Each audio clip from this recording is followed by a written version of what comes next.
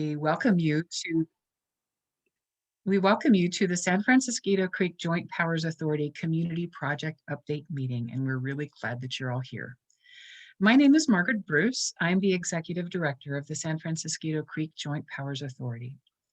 Today's presentation will provide a very brief overview of the Reach to or Upstream project's components, just to provide context for the focus of today's presentation, the project's impacts to trees, and what we'll be doing to mitigate those impacts. First, I want to take a moment to cover some housekeeping items. This presentation, including the question and answer portion, is being recorded. We will post the recording on our website along with written responses to questions. We have a large group today, so to ensure that we have the best possible sound quality, all attendees have been muted. However, we want to hear from everyone, and we welcome your questions and comments. To let us know what you're thinking, please use the Q&A function and type in your questions or comments. Take a moment now to find that function on your screen. At the end of our presentation, we will read the questions and comments that have been posted. We will get to as many of them as we can while aiming to wrap up our event in an hour. We understand that we are between you and your families and dinner and meetings. We may paraphrase and combine similar questions so that we get through as many of them as possible. For anyone calling in by phone, we do not have a good way to identify your interest in asking a question. So if there is anyone calling in who has a question, please email it to me at mbruce@sfcjpa.org after this evening's meeting, and we will answer your question via email. It's now my pleasure to introduce our board chair, Director Ruben Abrica. Director Abrica was elected to the East Palo Alto City Council in 2004 and had previously served on the city's first council in the 1980s, having been deeply involved in the formation of the city. He has served as mayor several times, and in 2013, he declared a state of emergency to support critical levee repairs. Director Abrica is a graduate of the Stanford University School of Education and works as an instructor at De Anza Community College in the Intercultural International Studies Division. He was born and raised in Mexico and came to California as a teenager. And Director Abrica has a few brief remarks. Welcome, Director Abrica. Yes. Thank you for the introduction, and thank you everyone for attending this meeting. I want to welcome you on behalf of the Board of Directors of the Joint Powers Authority. As you know, or may not know, but just a reminder that we are an authority that was established after the flood of record in 1998, a couple of years after that, within a couple of years ago. And I want to also thank all the jurisdictions involved over the years. This has been a joint effort of the city of Menlo Park, East Palo Alto, San Mateo County, and through Valley Water, Santa Clara County. So I think tonight will be a very important meeting as we begin to address the needs of the the upstream communities. And so I look forward to all your questions and comments and suggestions. And I want to thank our staff also for all the work that they do to keep the project going. So with that, I'll turn it back to Margaret and our staff. Thank you. Thank you, Chair Abrica. So this virtual community meeting is focused on the Reach to or Upstream projects and its impact on trees. If you are new to the area or you are unfamiliar with the project, we're glad that you're joining us now. Please feel free to reach out to me or anyone on my team for more details about the creek, its history, our project plans, or any other details. As Chair Abrica mentioned, the JPA was formed in 1999, and that was catalyzed by the damaging floods of February 1998. Flood risk reduction projects are complicated. They impact habitats, neighborhoods, infrastructure, and all of these things and more must be taken into consideration. There are multiple authorities who have jurisdiction: 5 local governments, at least 2 state agencies, at least 3 federal agencies. Sometimes their expectations conflict with one another, And if that happens, it takes time to find solutions that work for everyone. The purpose of this event is to inform and connect with the community members. The Reach 2 project's objective is to reduce the risk of flooding. We want to make sure that everyone in the community knows and understands purpose, process, progress, and the schedule for the Reach 2 project to ensure that there is an open channel for communications for community members who have questions about the project. We hope everyone attending today will come away with more information about why this project is important, where we are with our engineering and design, what the anticipated schedule is for bridge and channel widening work, what project neighbors can expect about how the project will both impact and benefit their neighborhoods, and what the JPA will do to minimize impacts. The project's objective is to reduce the risk of flooding for the thousands of residents, property owners, and businesses who remain at risk of flooding as long as the current Pope Chaucer Bridge remains in place, and as long as narrow segments of the channel remain unwidened. The JPA's projects are subject to the California Environmental Quality Act, or CEQA. In January 2017, there were public scoping meetings that were held in Palo Alto, East Palo Alto, and Menlo Park. There was an extensive additional stakeholder engagement process where community members provided comments and input on the project scope and alternatives. The preferred alternative is the one we are implementing. That included removing and replacing the Pope Chaucer Bridge and widening the channel in selected locations. There are no flood walls or wing walls associated with the new Pope Chaucer Bridge. This is to help ground us in where we are in space and give us some geographical context. This image is of the San Francisquito Creek watershed. The lower part of this hourglass-shaped area is the source of the water in the San Francisquito Creek. Rain falls on these eastern slopes of the Santa Cruz Mountains, filling the streams that join just east of where Highway 280 crosses the creek.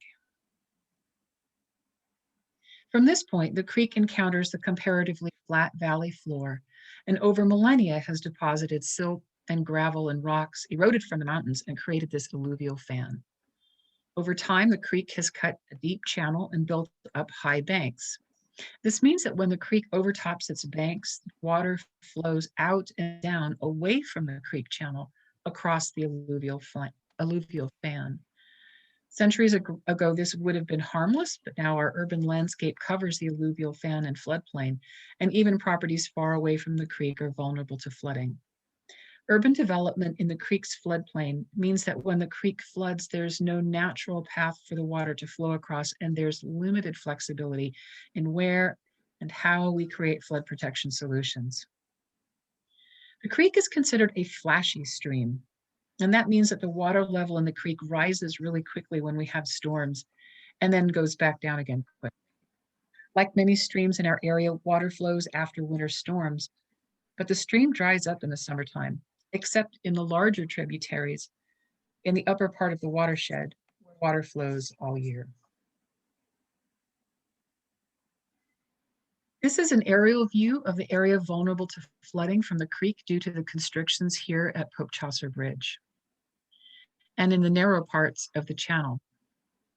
The extent of the 100-year floodplain and the 70-year floodplain are very similar. The difference is mostly in depth of flooding.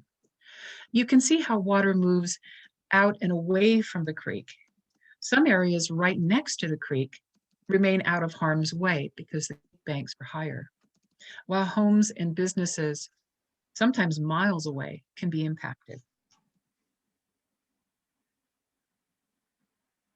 These are images of high water and flooding events on the San Francisquito Creek.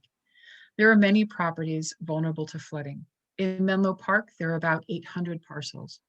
In Palo Alto, about 2,100 parcels. East Palo Alto has about 2,900 parcels, although those located east of Highway 101 are now protected by the completed Reach 1 downstream project.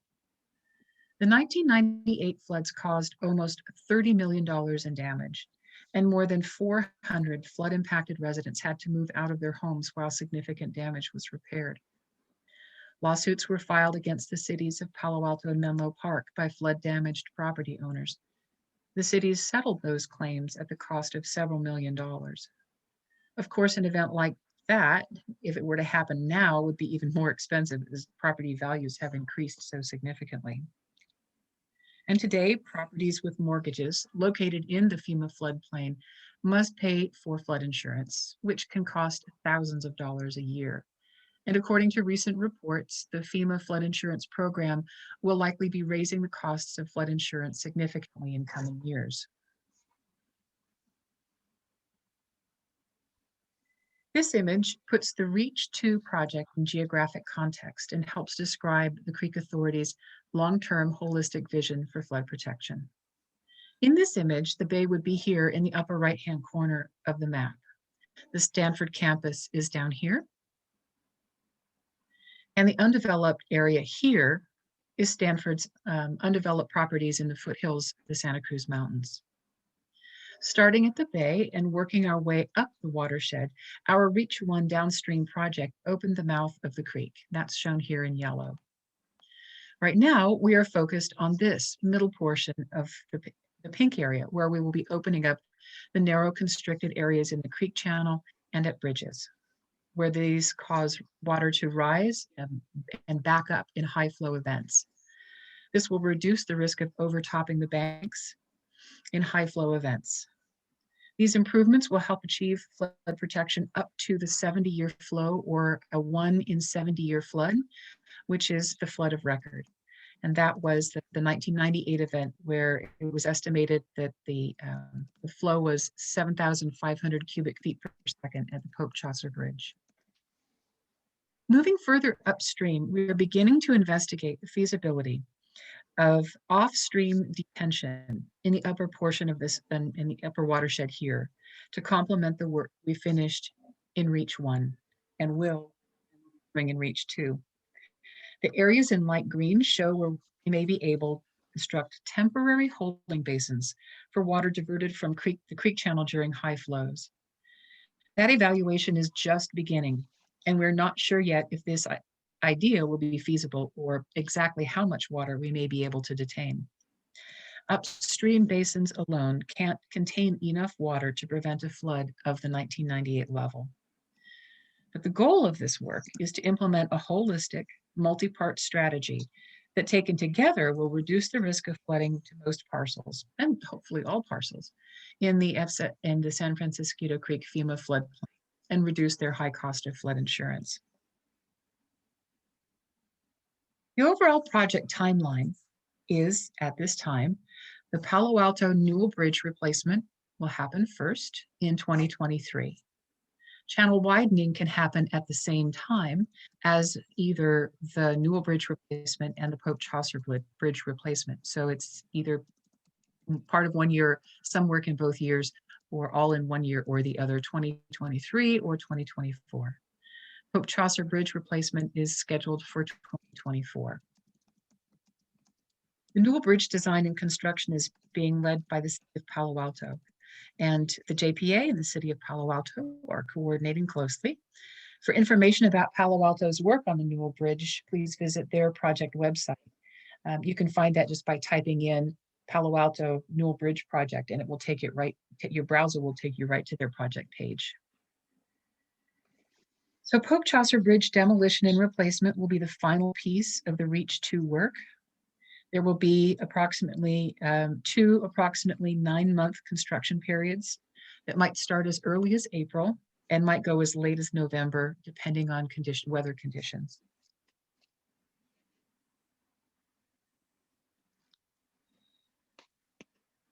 So focusing now on the topic of this presentation and this afternoon's meeting. We value and love trees. There is a profound understanding of their importance. Trees are vital for the health of our riparian corridors. They provide vital ecological functions. And importantly, they enrich our sense of community and our well-being. Trees will be removed by this project. We understand that this is a fact nobody likes, and frankly, we wish we didn't have to remove any trees. However, to accomplish our mission to protect community members, their property and livelihoods from the risk of flooding, removing some trees and replacing them when construction is complete is necessary. Now we are engaged in the iterative process of redefining our design and engineering details, which will evolve and change as our designs and plans become more precise and finalized, and hopefully continue to reduce the size of our project's construction footprint. We're working with our arborist and coordinating with the representatives of each of our 3 city members to plan our compliance with city tree ordinances. We will be replacing trees and other plants with native trees and plants when the construction work is finished according to our permit requirements and future landscaping plans.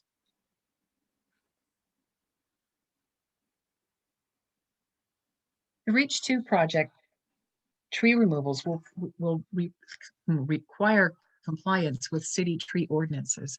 All cities require permits. All cities require replacement of trees, depending on the kind of tree at a 1-to-1 or up to a 3-to-1 ratio. In Palo Alto and East Palo Alto, there's also a lost canopy ratio that must be restored. And replacement ratios vary by tree size and species. The JPA's project is actually subject to additional requirements as part of the construction mitigation requirements spelled out in our CEQA environmental impact report that specify that an arborist will be present during earthwork, which may impact trees, and during any tree removals. On top of that, stream bed alteration permits from state and federal agencies require even more tree planting and careful long-term stewardship.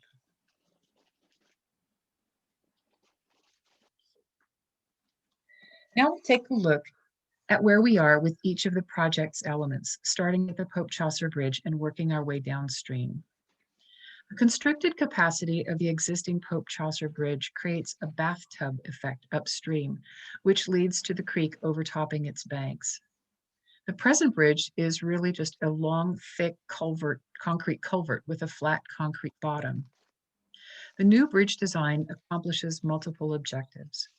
It removes the need for any additional or adjacent flood walls by being high enough above the creek tops, the bank tops, to let water pass underneath. It expands channel capacity by having a small in-channel footprint. It restores the natural channel water flow capacity. It restores the natural channel bottom, improving habitat.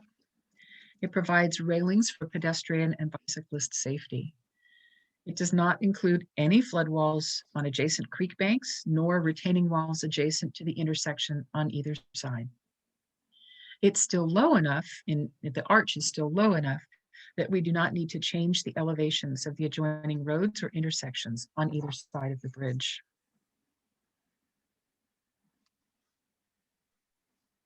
The present configuration of the Pope Chaucer Bridge was constructed in 1948. It included this sweeping right-hand turn. In 1998, this right-hand turn was removed, and community members took the initiative to plant native California live oak trees on the filled-in area of the former right turn lane. Because these trees are growing in soil that was placed on top of the concrete culvert section of the bridge, and the whole bridge must be demolished to make way for the replacement bridge, there is unfortunately no way to save these trees in their present location.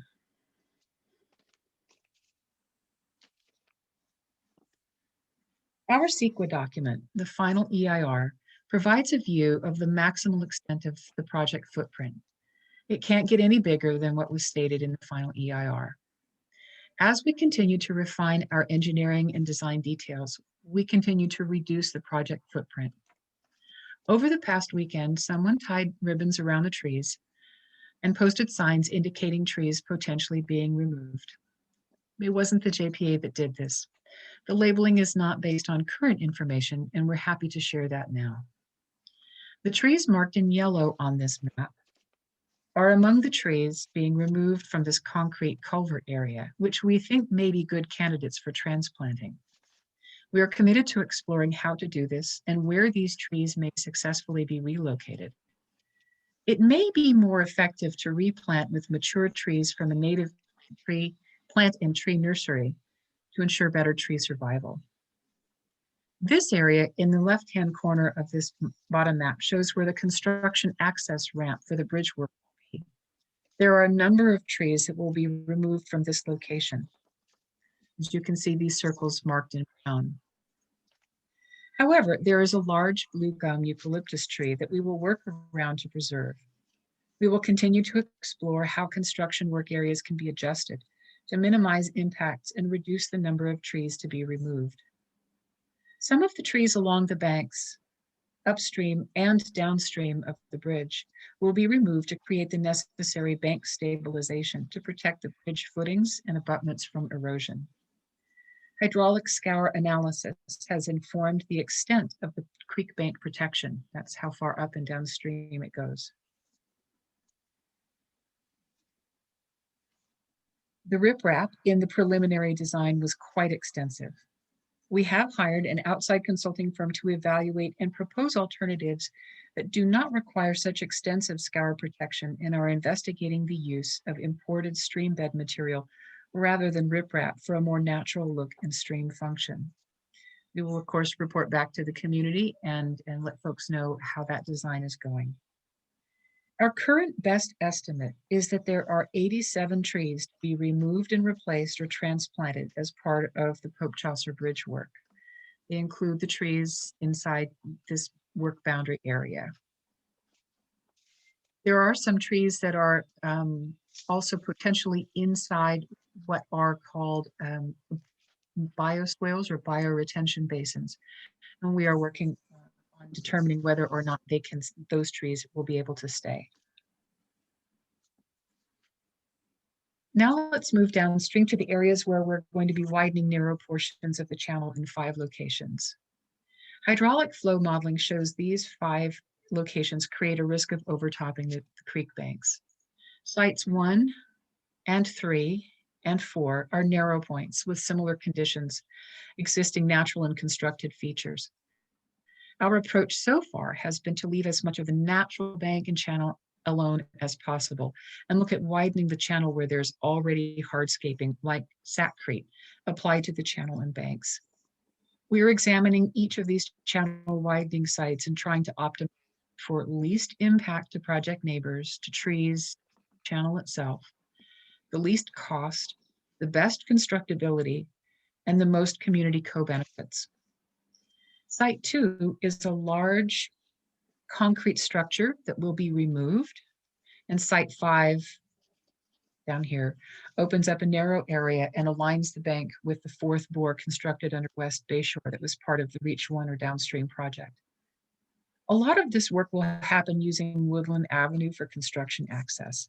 We know this will be disruptive to East Palo Alto and Menlo Park residents, and we'll do all that we can to minimize the impacts of dust, noise, traffic, and other construction impacts. These images show examples of channel bank treatments being considered for sites 1, 3, and 4. They include sheet pile walls, soil nail walls, and boulders placed in the channel to prevent erosion. We are still evaluating what types of channel and bank treatments work best in each location. Now to the details of each channel widening site. Site 1 is within the city of Palo Alto. We will create more space in the channel by cutting back the concrete sack section, making the creek bank more vertical and replacing the old sackcrete with either a sheet pile wall or a soil nail wall, and adding rocks. At Site 1, our current best estimate is that 8 trees will be removed. Site 2 provides a unique opportunity. At this location, there is a large concrete terrace structure that encroaches in the stream channel. By removing this structure, we will be able to recreate a more natural stream bank, restoring natural flow in this portion of the creek, and planting native trees and plants to restore a more natural habitat area. Site 2 includes work in both Palo Alto and East Palo Alto. Our current best estimate is that a total of 55 trees will be as part of this work. 52 in East Palo Alto, 3 in Palo Alto.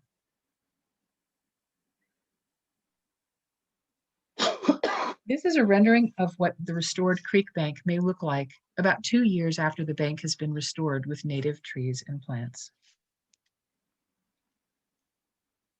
Because the Palo Alto side has more opportunity for increasing channel capacity and is the location of most of the concrete bank hardening, our initial project design approach had been to work with this side of the creek that's already been impacted, leaving the other side as natural as possible. However, that option is both expensive and has some regulatory agency constraints and is not the only possible approach. To address cost, constructability, potential impacts to project neighbors, and regulatory agency preferences, we are continuing to explore a range of channel widening options in these areas. These could include top-of-bank treatments on the East Palo Alto side of the creek, a combination of smaller actions on both sides of the creek, and we are analyzing how high water flows will behave in various configurations to see what options or combinations of options we have for each of these 3 sites. Our current best estimate of trees impacted at sites 3 and 4 is 2 trees, 1 in East Palo Alto, 1 in Palo Alto. These trees are growing within the Santa Clara Valley Water District's flood control easement. These numbers are likely to change if it is determined that moving any of the widening work away from the Palo Alto side is possible or advantageous. Channel widening at Site 5 is where the creek is crossed by West Bayshore Road. As part of Reach 1, the downstream project, Caltrans installed a 4th channel or bore underneath the road. The Site 5 widening work will open up the temporary blocked 4th bore, which you can see a little piece of right here, and widen this narrow part of the creek to match the capacity and take advantage of the work of the downstream Reach 1 project. All of this work takes place in the city of Palo Alto. Our current best estimate is that 1 tree will be impacted by work here at Site 5.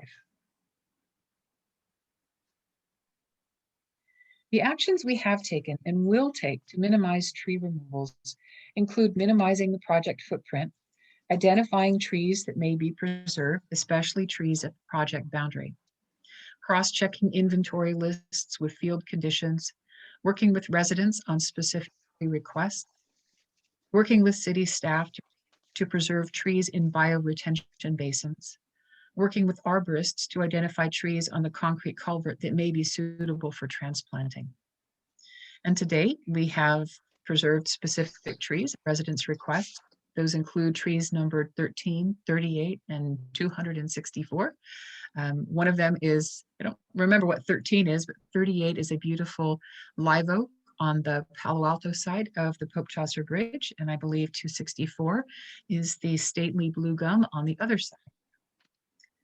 We have tentatively reduced tree removals from more than 180 to 158 trees from the baseline that was in the draft Arborist Report.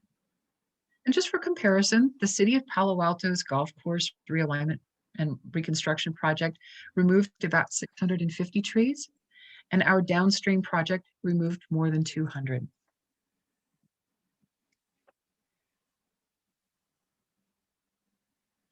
Very importantly, revegetation plans.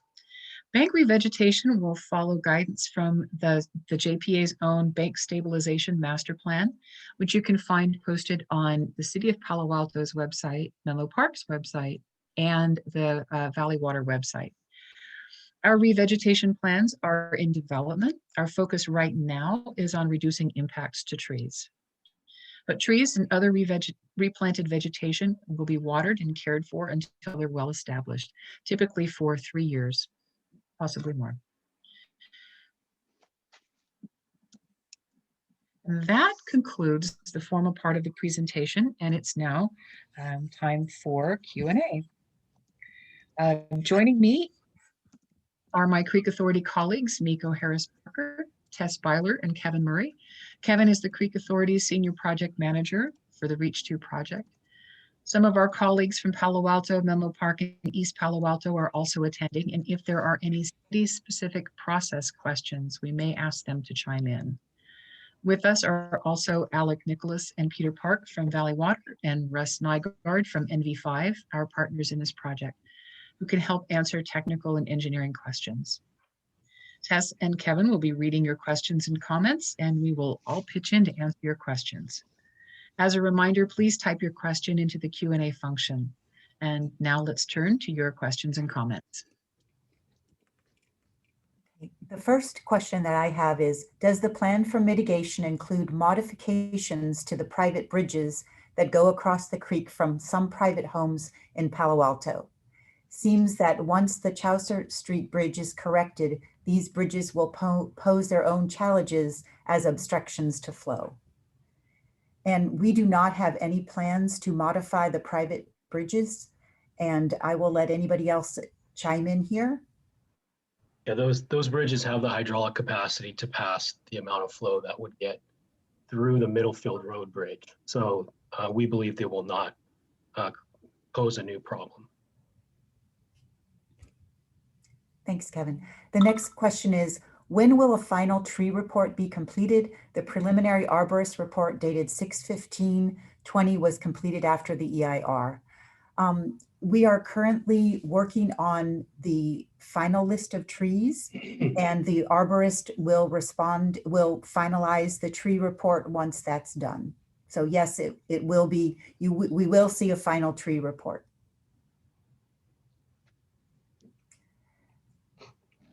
The next question is, many trees have been marked for removal for this project. It is clear that the trees that are in the path of the bridge will need to be removed. Why do large established trees that are on the top of bank need to be removed, even if the width of the bank is wider than the proposed bridge? So I'll answer that part, and that really has to do with the hydraulic scour. And Russ Nygaard or Alec Nicholas may want to chime in more with this answer.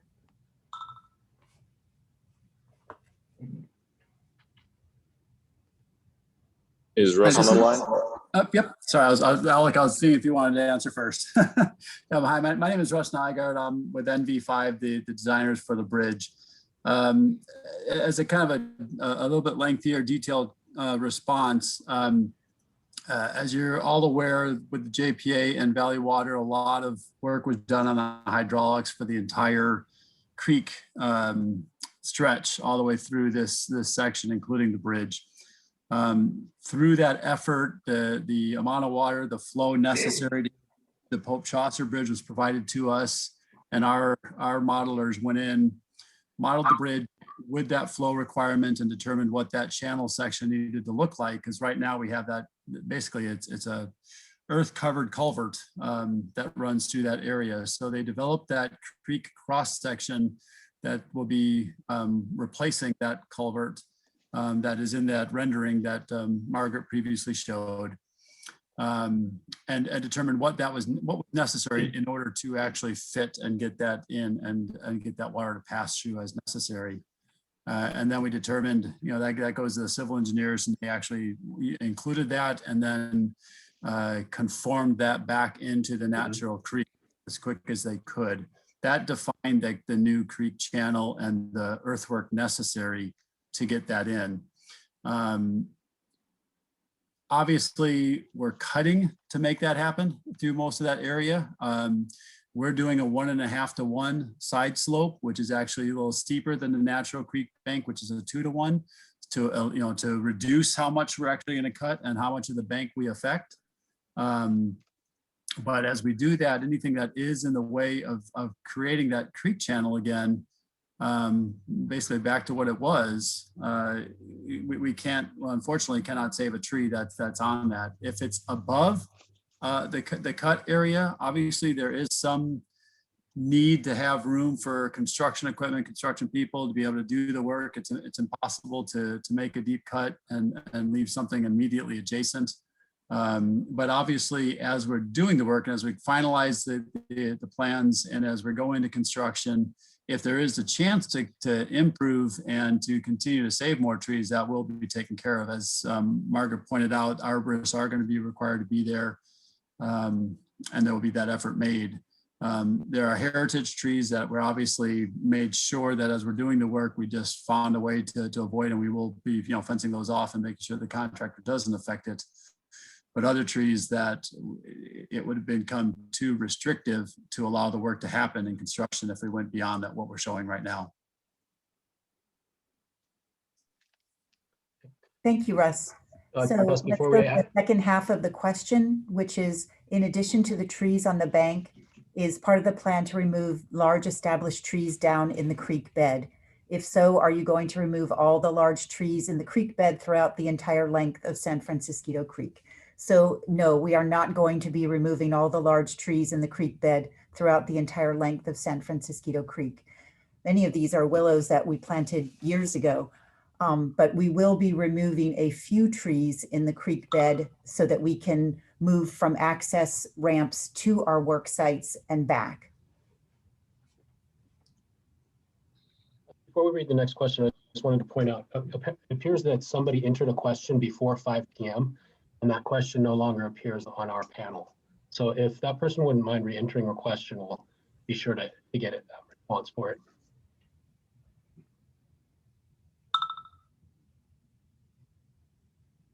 Okay. The next question is, I missed the 2 old Buckeye trees.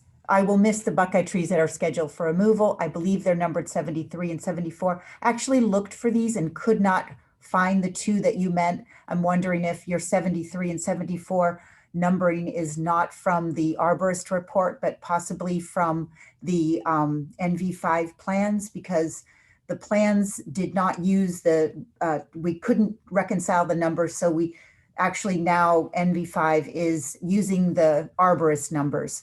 But the 2 that I was thinking you were talking about, because 73 and 74 are not the correct numbers, but understood. And what I think you're talking about, I believe they're going to be preserved, but why don't we talk a little bit later about that? And we're happy to go over any specific trees, which several of these questions are. So the next question is, many of the coast live oaks that are slated for removal are defined as heritage trees. Yes, that's true. Is there a plan to replant new trees along the bank with at least a 1-to-1 replacement ratio? We are working on those plans now. They are not done. Right now, we are in this part where we are trying to minimize tree removals, but we will get to the plan to replant trees. And I can tell you that for oaks, it is not a 1-to-1. For acacia, it might be 1-to-1, and tree of heaven and things like that. But for oaks, it's pretty much a 3-to-1. Yeah, and it could be as high as 6-to-1 if there are mature oaks.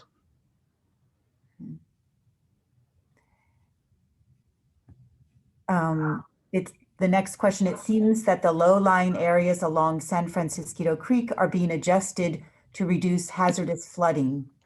How is it that this project has moved forward without a complete design and approval, reworking all areas encompassing creek drainage, including upstream retention basins? And I'm going to let Kevin take this question.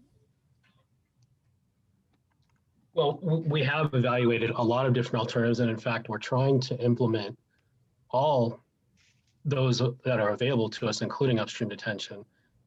It takes the totality of creek channel improvements and upstream detention to get us to a 100-year level of protection, which is our ultimate objective. And so ideally, we would like to provide that level of protection. If upstream detention turns out not to be a viable option, at least these improvements will provide for protection against the flood of record.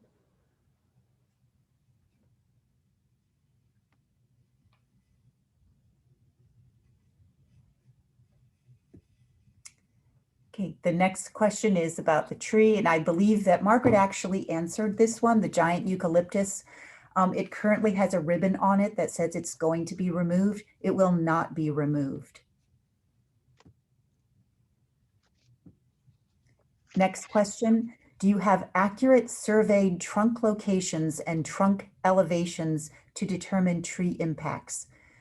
We do not have surveyed trunk locations. We have GPS, and we have been told by the cities that this is going to be adequate for the purposes at this time. If we need to survey in the future, we will do that.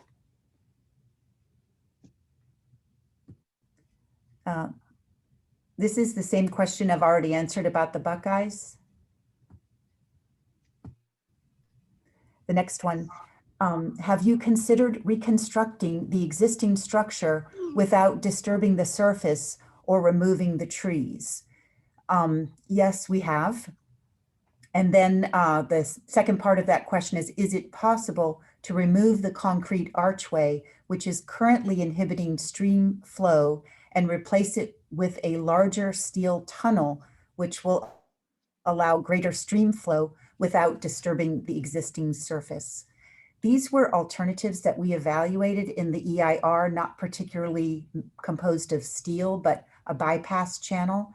And these were rejected primarily for fish passage reasons, as well as these would have much greater impacts to the nearby residences in trying to get a bypass channel around the creek would definitely impede on private homes. And I'll let anybody else on the team who wishes to add to my answer on that.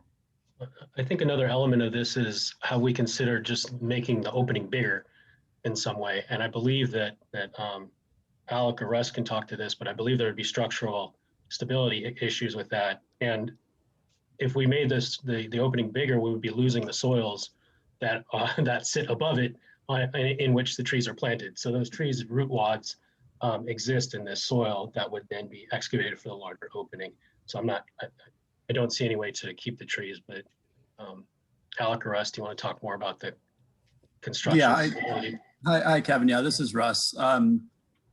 Just so, I mean, what you mentioned was absolutely correct. I mean, again, looking at the hydraulic need and the water flow necessary to pass in that area, the channel that we have and the bridge that we have just does it. We used, every inch we could and to try not to impact as much as we could. And so to try to find, there's no way to leave those trees, leave their root balls and the depth necessary to maintain that and still get that same water flow underneath that current top side, let's call it, without affecting those trees.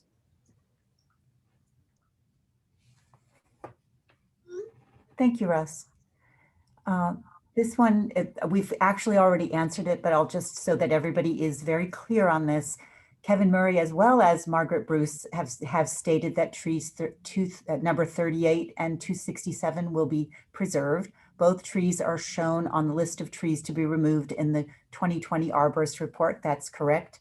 So we are working, and so it says evidently the JPA has an updated list.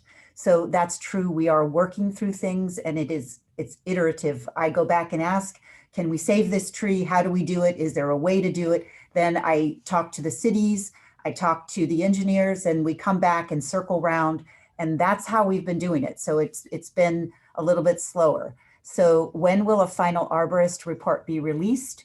And how can the residents find an accurate list? So we are going to move forward with the list as it looks like today, and we will be applying for the heritage tree permits and the permits within the city of Palo Alto and East Palo Alto. So you can use that list, but it may not be the final list. And that's why we have as one of our mitigation measures to have an arborist on site when we're excavating. Tess, this is Russ. One more to that. I've been looking as we're talking here. Tree 38 is the heritage oak that's on the Palo Alto side, and that is going to be saved. I haven't found the other one yet, but tree 38 is already one that's going to be preserved. Yep, at 267 is the large blue gum eucalyptus in Menlo Park.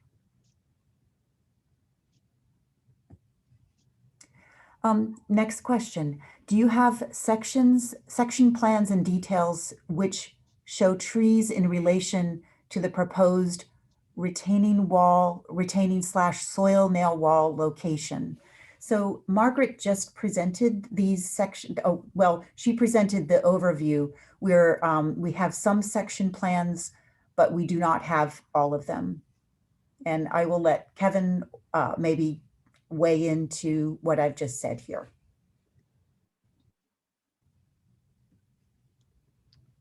Yes, we do have plans for each Sorry, of the Tess, Mhm. was that to me? I'm having really poor connection right now. Alec, if you want to go, you go for it. Oh no, I'm having really bad connection. I Okay. missed half of Tess's Okay, question. Was that? I'll take it then, and you can add to it. The answer is yes. We have both plan view and cross-sectional design sheets for each of the widening locations, which are in development. We're looking, as Margaret said in her presentation, at ways to modify the design to reduce the impacts to the creek, to residents, and potentially reduce our requirements for mitigation under our construction permits, and potentially to reduce construction costs. So all of that goes into kind of the refinement. So we don't have a final design yet that can be shared. I think that if for the particular residents who live along these widening sites, we have been having meetings with some, and if others that have identified themselves would like to have kind of a more of a smaller group session to look at what we're proposing to do at those sites, we can do so. We just don't have anything that's able to be shared publicly yet. Thanks, Kevin. The next question is, oops. In last week's meeting, it was stated that the Pope Chaucer Bridge replacement could not proceed until the Newell Bridge project was completed. It's unclear from the Palo Alto website whether that design has been approved and/or that project is fully funded. What happens if that project is further delayed? Will funding for the Pope Chaucer Bridge be affected? And I can point to, we do have specific grant requirements that we need to get our project fully permitted by, but we don't have grant requirements that say that it has to be constructed by at this time. And I think I'll let Margaret maybe talk a little bit about the Newell Bridge project schedule. Sure. And I don't know if there's a Palo Alto colleague who might be online to chime in, but my understanding is that they believe they are on track to complete their engineering work and satisfy Caltrans requirements and have the funding for the construction not only sort of budgeted, but also programmed and then allocated. If something untoward were to occur, I understand from our colleagues at NV5 and Valley Water that there are some potential workarounds for us to temporarily modify the new Pope Chaucer Bridge to artificially constrict the flow at that point, to basically model or mock up what we have, the condition we have at the moment, and so build the bridges out of order. That's not a preferred alternative. We would very much like to see Palo Alto succeed in their plans to build the Newell Bridge first. And we're, again, coordinating closely with them and want to support them in every way we can to facilitate their timely construction of that bridge. I know they've got a lot on their plate, but we're here to help. Thank you, Margaret. And I think I may have missed this question from 5:04 p.m. I just want to go back to it. It says, would it be possible to have an on-site public meeting with the representatives of the design team when conditions would permit this? And I would say it's possible. And I think Kevin has already talked about possibly, meeting. We're always ready to meet with people as needed. And I'll let the rest of this design team answer if add on to what I've just said. Yeah, and we've met in the past out on site, and certainly if we can, we're really limited right now on what we can do. We're all hopeful, I think, that will change. in the near future. And certainly when you know,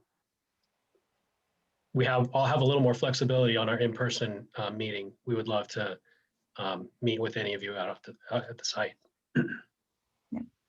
Thanks, Kevin. So the next one is, Kevin, I'm going to give this to you since your name is starting it. Kevin Murray has stated that if upstream detention proves not to be feasible or effective, the JPA will not pursue alternatives that increase protection up to the 100-year protection that have already been rejected by the community. Can residents count of flood walls not being included in any future flood protection work for the creek? And actually, I think I can answer this in particular in the one sense that Kevin Murray did state it, but I think he also stated that we cannot speak for future boards and future residents if they would like to in the future open something up. So Kevin, you can add on to that.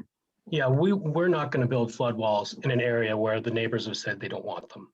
I think that's the easiest way to respond. Mm-hmm. In areas where, you know, it might be between the creek and a fence, or in an area where there's more industrial use and it's not used as much as a recreation corridor where there aren't as much objection, then maybe we would. But I think this question in particular is in Menlo Park around the Pope Chaucer Bridge. And we do not have there's no path for us to build flood walls in a neighborhood that doesn't want them. And frankly, nobody's asking us to build flood walls there. So with this team, this group of people working on it now, I can say it's not going to happen. The next generation, 50 years from now, who knows what they're going to decide to do, but conditions might be different then and sentiment might be different then. So that's not something we can predict. Thanks, Kevin. Kevin Murray has stated that the hydraulic scour analysis has informed the extent of creek bank protection. The riprap in the preliminary bridge design was quite extensive and has been reduced from that evaluated in the EIR.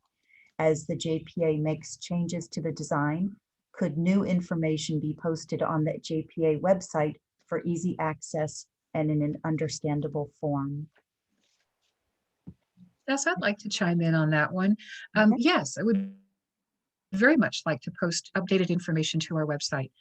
My caution is that I want to make sure that the information is understood either as draft or preliminary, and until it is final, that community members understand that this is an iterative process. I'm happy to have information posted on the website. I'm delighted that the community members would find that a useful resource. And we can talk about ways of periodically updating that and then announcing that either through our newsletter or some other outreach. So you know when to come and look at the website for more current information. Thank you, Margaret. The next question is, if we don't know yet how much water can be diverted by temporary holding basins, then how can we know how much flow will be needed to be planned for and how big a bridge will be needed at Pope Chaucer? Kevin, do you want to take this one? Yeah, so the uncertainty isn't whether or not we can provide the level of protection needed to protect folks who've been flooded. We know the maximum ceiling. It's about 800 cubic feet per second. What we don't know is if that number is smaller because of the conditions at the site. The topography up in the upper watershed just doesn't provide any more than that maximum. But it's likely that because of underlying bedrock, underlying water tables, just the condition of the soils, the depth of the channel and how easy it is to get water in and out of it, that number will be reduced when we do the preliminary engineering assessments on those sites. So when Margaret says we don't know, we do know that we can't provide enough to avoid these mid-reach improvements. What we don't know is if it's 800 cubic feet per second reduction or 600 or zero. We just haven't done the math yet. Okay. Thanks, Kevin. The next question is, has the JPA considered building access ramps that can be removed after the project's completion rather than cutting ramps into the creek banks? temporary ramps should not interfere with creek flows if the work in the channel is done as planned in a dry season. And to my knowledge, we have not looked at temporary ramps, so I'm going to let somebody else answer this question than me. Alec or Peter, do you want to take that one first? Sure, I'll take that one first. There are existing ramps meant for operations and maintenance purposes. There's one existing upstream of University Avenue. There's another one, I believe, upstream of Newell Road Bridge. There are also a few that are proposed. I think they were listed in the EIR as well for construction purposes. Let me just refer back to the questions and make sure I can respond to it clearly. Temporary ramps should be in that. Yes, the temporary ramps will be used during construction. So in the construction window, which I believe is April to October in the summer, and then any others that are needed for operations and maintenance purposes for Valley Water, the JPA, and the member agencies of the JPA. Some of those will need to be permanent if they are not already permanent right now, to make sure that vegetation removal and other O&M activities, operations and maintenance activities, can proceed forward. The only thing I might add to that is that even if we used temporary ramps, they would still require trees to be removed. That one's done. And we are coming up to, we just have about 5 more minutes, so I'm getting worried that we won't be able to answer all the rest of the questions with satisfactorily. So I'm just going to take a minute and scan some to be sure that we have, here's one that I think will non-native invasive trees such as acacias along woodland be replaced with native trees? Yes, definitely. We have 0 plans to replace acacias with acacias. We will be planting only native, we'll have a planting palette that includes many different native trees, but it will not include acacias. So I'll help you out with this. There's a statement from Steve Schmidt stating that the city of Menlo Park sponsored the planting of the trees on the bridge in the intersection at Woodland and Pope, and that it was not by residents. This was not a decision made by residents. So please correct this misinformation. If that's the case, and it was not volunteers planting those plants, we were somehow misinformed, and we apologize.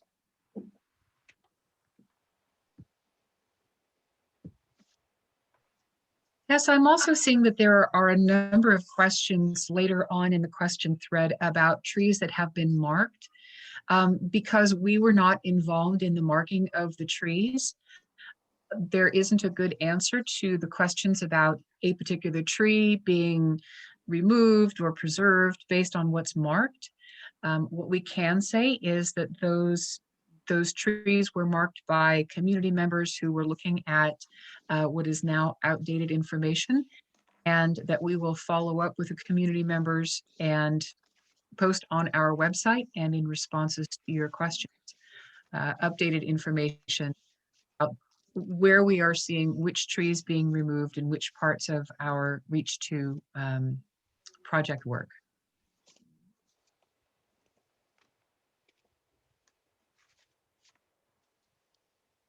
Are willows considered as native to the creek? There are a few different species of willows. The predominant species that you'll see on the creek is called the arroyo willow, and that is native. And in fact, it's frequently used as a restoration species because it grows really well in the creek channel, and it also has really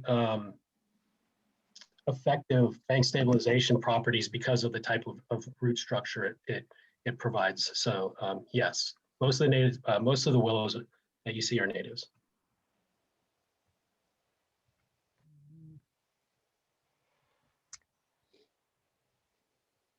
We need the creek to let water percolate to the wells. Fewer trees mean hotter, drier land. Was this considered as part of the impact?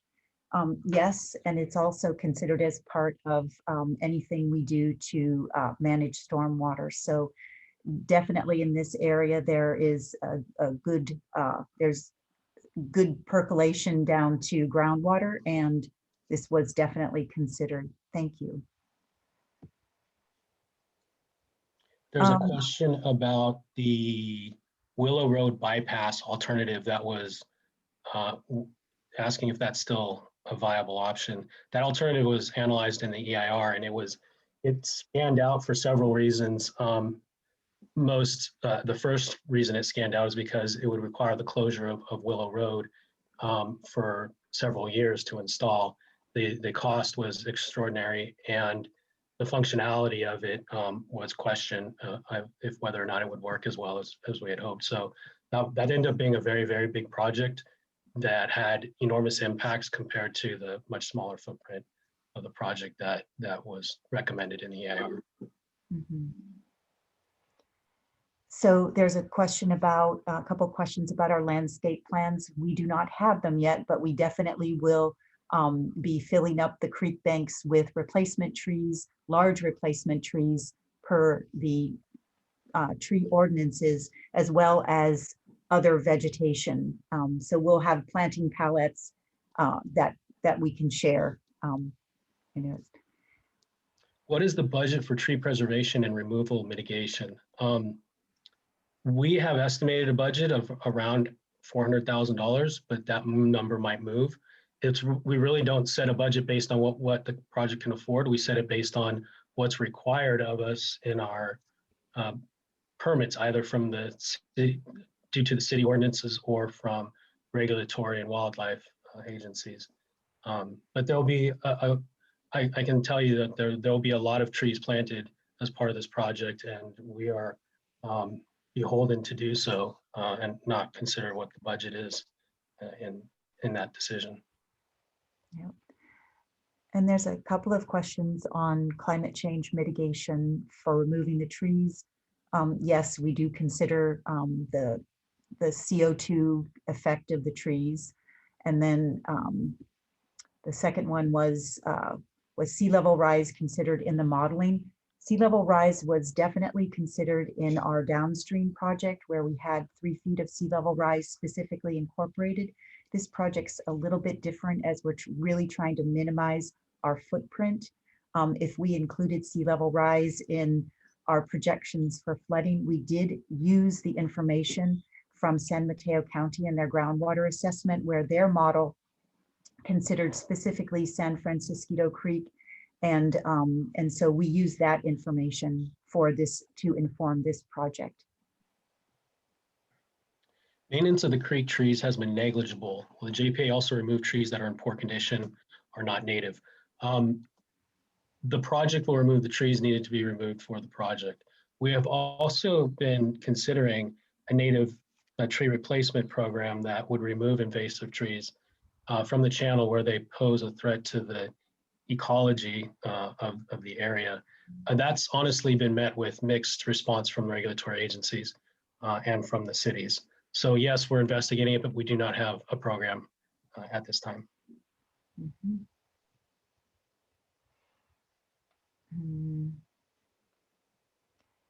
So here's a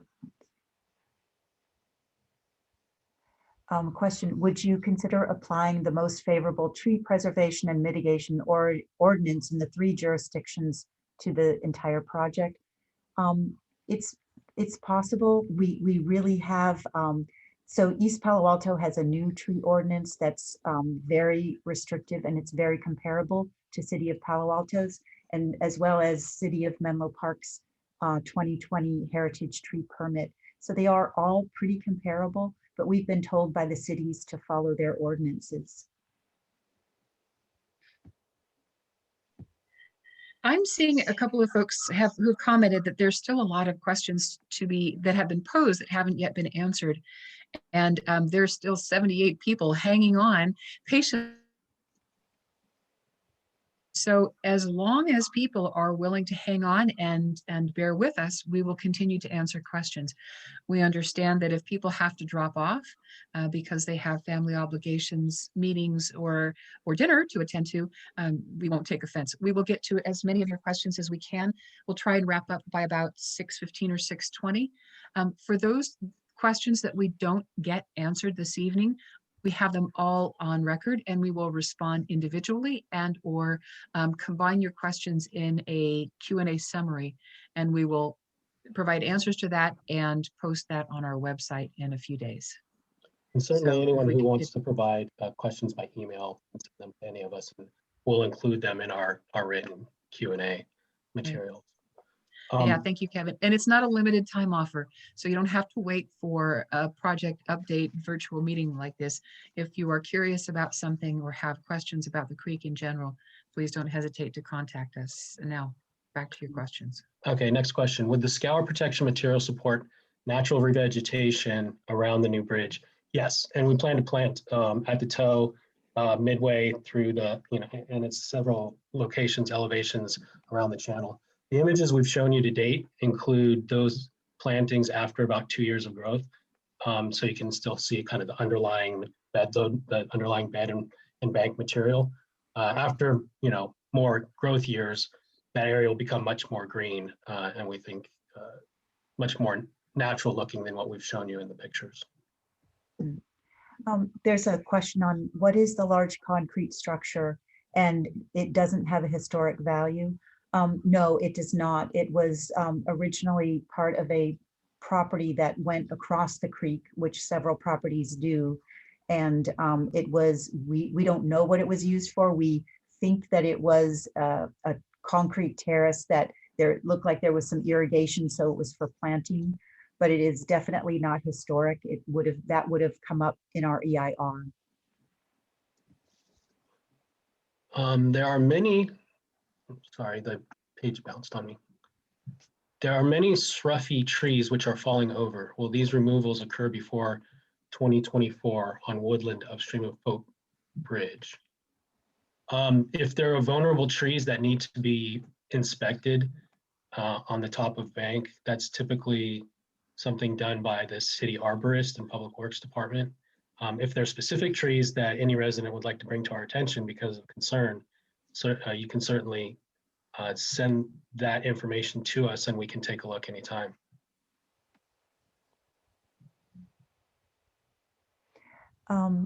So then this next one, please clarify and elaborate on what is being analyzed at sites 2, 3, and 4 for above creek alternatives and other options for a design that would support fisheries habitat, other aquatic biota, and wildlife. Kevin, would you like to answer this one? I'm sorry, Tess. I was reading other questions. I thought you were going to read one. Can you just give me just the gist, and I'll answer it. Yeah. So it's just asking what are the plans for sites 2, 3, and 4 for above creek alternatives and other options for a design that would support fisheries habitat, other aquatic biota, and wildlife. Well, for the support of the fish and wildlife, we would be looking at the tow treatments and what we could install there that best mimicked the natural stream before people came in and started building things. The top of bank treatments would be in a few places along the widening sites. We think that part of the flooding problem is because the top of the bank is lower than the surrounding top of bank in just a certain area. So it can be mitigated by widening the channel, but there may be an opportunity just to kind of bring up the elevation of that bank such that so much widening is not needed. But we don't know if that will work yet. That's just something we're exploring as part of our LEDPA analysis. That's the least environmentally damaging practicable alternative, which is a requirement of our Clean Water Act water quality certification permit. So there's a process to go through further evaluation, refinement of an identified project just to really, tighten the shoestrings to make sure that you're doing everything you can to minimize impact. Okay. Will the non-official tree ribbon identification be corrected and replaced with what is current? We have no plans to go and correct the ones that are on the on the Pope Chaucer Bridge now. There are no ribbons on any other site, so these were placed by people who were probably living near the Pope Chaucer Bridge. We will definitely be following the permit requirements and sharing our plans when we fill out permit applications. If you have questions on specific trees, please let us know. I did notice that the tree ribbons had a ribbon around the telephone pole and a whole bunch of bushes. We are not required to put ribbons around the bushes, but we will definitely be replanting shrubbery. This is a question on the historic Buckeye for the Newell Bridge. That is a Palo Alto project, so that is outside this project evaluation. Yeah, the creek is an animal habitat and corridor for travel. Trees serve this function for birds and some mammals. After revegetation is established, there should be little impact, but while construction is underway, animals like coyotes will move around it and so come into contact. I'm sorry, I'm having the question keeps jumping off my page. I think the question is, to sum up, if terrestrial wildlife are using this corridor, then during the summer months when we're in construction, would they go around it? And I don't know the answer to that question. And I don't know if that would cause them to come into contact with people. But we will ask the biologists on our team if that's something we should consider.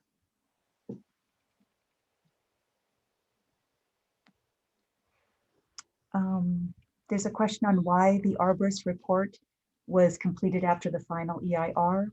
I think this was a need that the JPA identified and funded an actual arborist evaluation. So it was not required as part of the EIR, but it is something that we wanted to do. So that's why it was done after the EIR. And so I know that one of the questions in Margaret's email, because she shared them with me, had to do with the watershed maps, and the JPA actually has a couple of those maps. You can get them online or purchase them from the Oakland Museum. They were developed several years ago with the JPA and the SFEI, San Francisco Estuary Institute. So that's the one question that I know of.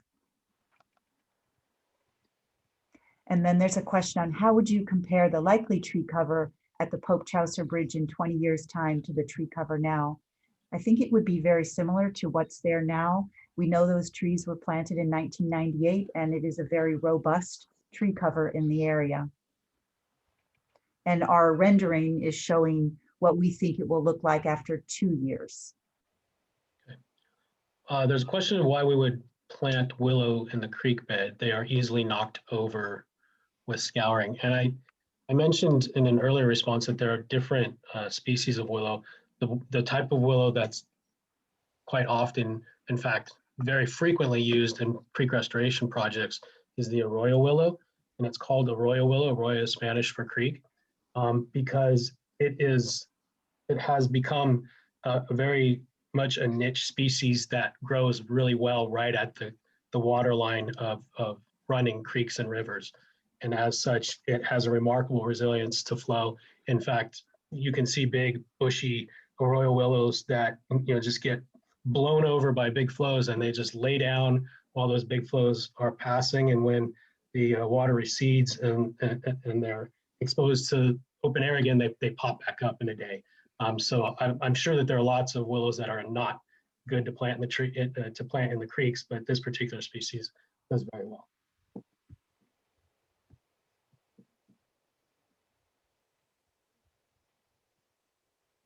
How much of the mitigation do you anticipate happening along the creek versus offsite? Actually, there's going to be quite a bit done along the creek, both at the construction sites, but also additional sites that are very close by. We have identified 2 restoration sites that are actually contained within the project reach where construction will be, where we'll be placing, we'll be restoring about 2 acres of creek bank where there's just, kind of some weeds and grass now. We're going to restore it to a nice riparian landscape. And then there's probably opportunity for some offsite mitigation to mostly to meet our total tree count. We're going to have to plant so many trees with this project that there's just not going to be room to plant in and along the creek. We will use up all the usable space and still have to plant more trees. So we'll probably look upstream into Foothills Park or Rastradero Preserve for opportunities to plant for our native restoration. And then just for tree replacement for canopy purposes, you know, we would work with the local nonprofit groups who have programs looking for places for you know, city street beautification and the like to plant.